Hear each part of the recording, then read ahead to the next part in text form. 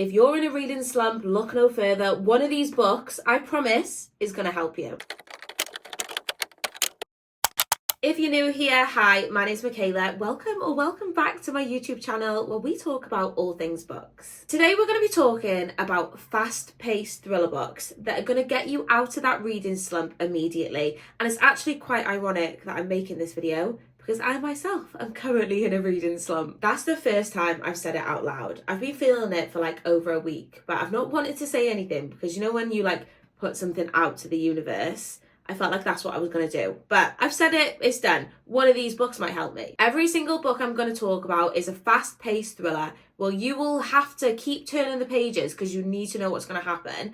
And then when you finish it, poof, your reading slump is going to be gone. Come at me if it doesn't. If you find this video helpful, I'd really appreciate it if you could give it a thumbs up and please hit that subscribe button if you want to see more. And let's get into it. The first book I'm going to talk about is Redemption by Jack Jordan. Now, in my opinion, Jack Jordan doesn't get the love he deserves. I absolutely love him. I think he's such an incredible author. Redemption is his newest release, and the paperback is actually coming out in February, so this is your sign to read it. I absolutely love the cover of this book as well. I actually have a tattoo of this book, and when I met Jack Jordan, I was like, look, I have a tattoo of the scorpion that's on the cover and we've got a picture. I'll insert it here, but I thought that was quite fun. Aaron Alexander has just been released from prison. He was sentenced to 11 years for killing a little boy named Joshua in a hit-and-run accident. Aaron's come out of prison and he wants to sort his life out. He believes he's a changed man and he wants to start a new life for himself. But Joshua's parents, Tobias and Evelyn, are out for revenge. Well, actually, they're not both out for revenge. Evelyn, Joshua's mother, has never got over it, as you never would, but she is out for blood. She is not happy that Aaron has been released from prison, and she's going to hunt him down and give him her own form of revenge. Evelyn's husband, Tobias, is obviously like really pissed off that Aaron's just got out of prison. However, he is not on board with going after Aaron and serving their own form of justice. So he's trying to stop Evelyn. So what ensues is just this cat and mouse chase that will just leave you turning the pages. The writing in this book is incredible. Like, you could feel every single emotion that the parents were going through. You could feel Aaron's emotions, what he felt from the accident that he caused. It's quite an emotional thriller. Obviously, please check your content warnings, as it is obviously a really, really sad topic. But it'll save you if you're in that slump, because I'm telling you, you'll be turning those pages. Something I think Jack Jordan's really good at is moral dilemmas. So he has another book called Do No Harm. And in that book, I think it's a brain surgeon or a heart surgeon has to kill the patient that's on her operating table as they've kidnapped her son or daughter. I can't remember which one. And then he has another one, Conviction, which is where a lawyer must lose the case that she's working on or her darkest secrets will be revealed. So it's kind of it's a moral dilemma. What would you do in that situation? And this book is no different. One of the most well-known thriller authors that are currently out there, Harlan Coben, and I Will Find You is my favourite book I have read from him. All of Harlan Coben's thrillers are being turned into TV series, and I'm waiting for the day that this one gets announced because I think this book would make a fantastic TV series. I wonder if he writes his books now knowing that they're likely to be turned into a TV production, because this definitely felt like it could be a TV series. David was convicted of the murder of his own son and he's currently serving life in prison, but he is adamant he did not do it until one day someone comes and visits him in prison and is like, your son's still alive and I have evidence. So just like any normal person would, he breaks out of prison and goes on his like own detective mission to prove that his son is still alive and he didn't kill him. It's like Prison Break, but in a book. Do you have to suspend your disbelief a little bit? Yes. But is it still a fun time? Yes. This massive picture of Harlan Coben like kills me every time. If any book from this list is going to fix your reading slump, it's going to be This Is Where We Talk Things Out by Caitlin Marcel. It's an 82-page horror novella. It's on Kindle Unlimited, so bigger bonus. But I think part of it when you're in a reading slump, I think something that helps it straight away is like that completion feeling of reading a book and finishing a book. So I think a short 82-page book that you won't be able to put down is going to fix that. And like I said, this is a horror book. It's not technically a thriller, but hear me out, okay? Because I think it's so good. I'm not a well-esteemed horror girly. I'm really trying to dip my toe into it. I am definitely a thriller girly, but I still love this book. We meet Miller, who has a very complicated relationship with her mum. They don't really get on. Complex mother-daughter relationships. I love it. So they are going to a cabin to talk things out. They're going to try and mend their relationship. But when Miller gets there, her mother has recreated their childhood home in this log cabin. So immediately things are a bit suspicious. And it's honestly just an unhinged time. You could probably read this in like an hour and a half or something. It's got a wintry, isolated, snowy setting, and it's just that like feeling of dread because you kind of know what's coming in it. It's not really like a shocking plot twist. It's just that lead up to what you know is going to happen.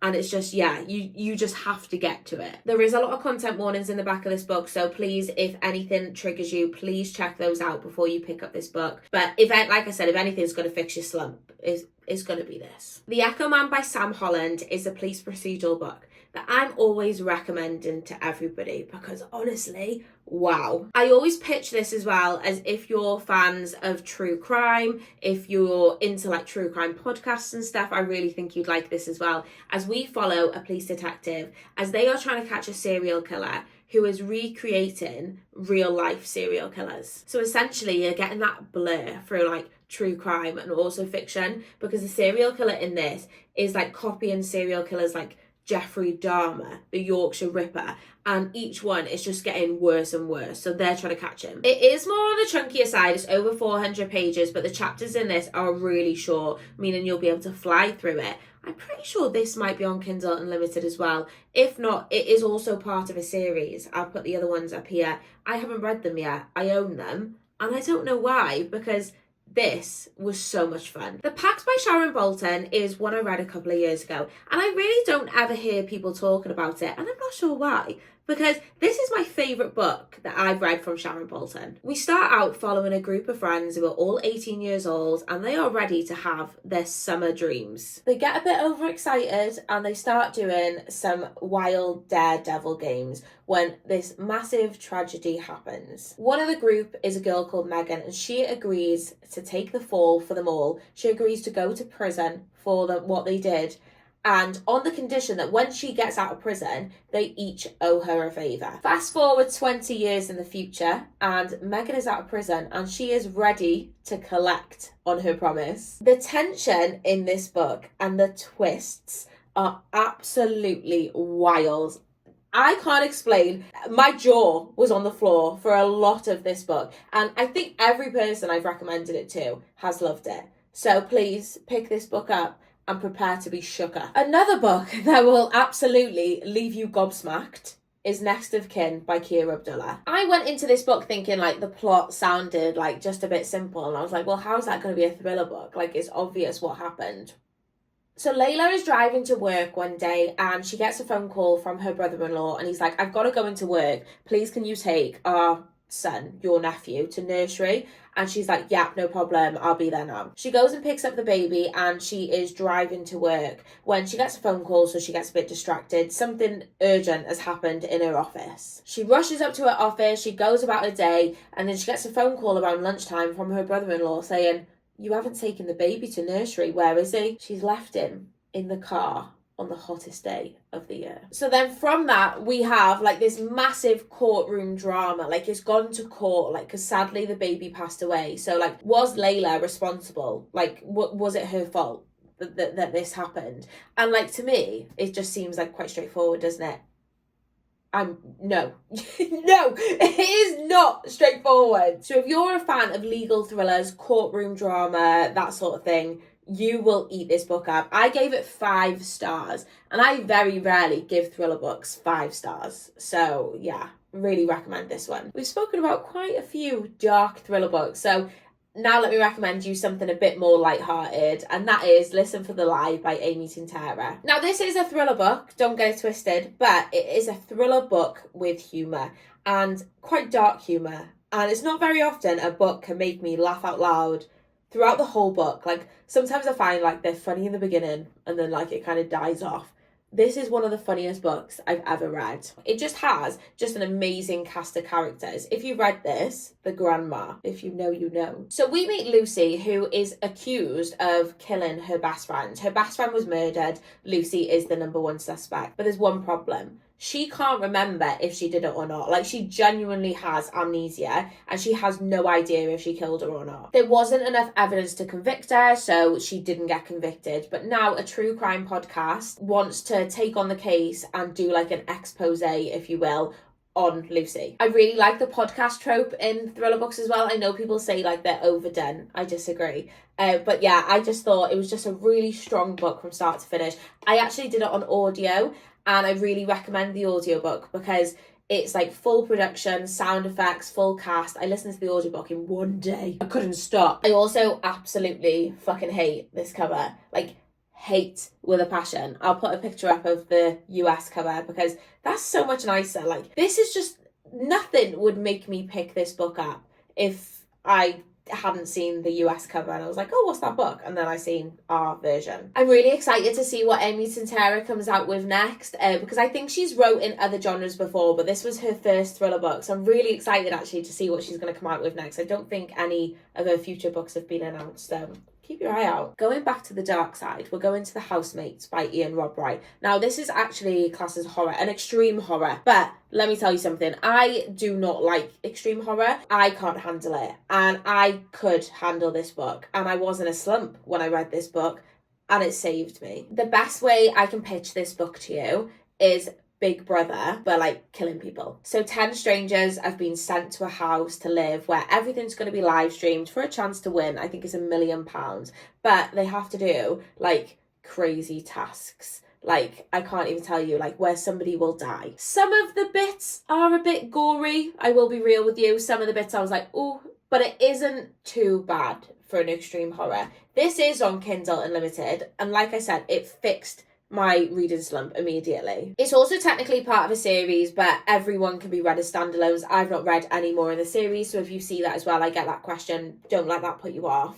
This was just a wild time. And sometimes there's nothing like a Kindle Unlimited book, is there, to fix your reading slump, like literally. Just going back to the fun ones, I'm trying to keep it balanced, you know. We've got Murder in the Dressing Room by Holly Stars. I read this book in a new release thriller vlog. I'll link it up above. And I just had the best time reading this book. It's one of those books that it's a no thoughts, head empty, and you can literally just lose yourself and not really have to think about anything else. It's not complex. You're just going to have a good fun time. And especially that's what you need when you are in that reading slump. You want something that isn't going to take a lot of brain power. You can just get through it. And I promise you, that's what will happen in this book. We meet Misty Devine, who is a drag queen performer. She performs in Soho every single night, and she performs in a nightclub which her drag mum owns. She's getting ready to go on stage one night and she goes to find her drag mum, who's called Lady, and she's dead. She's been poisoned with a chocolate. The police aren't taking the case very seriously, and then they're looking to pin it on Misty Devine, and Misty Devine is like, no, I'm going to investigate this myself.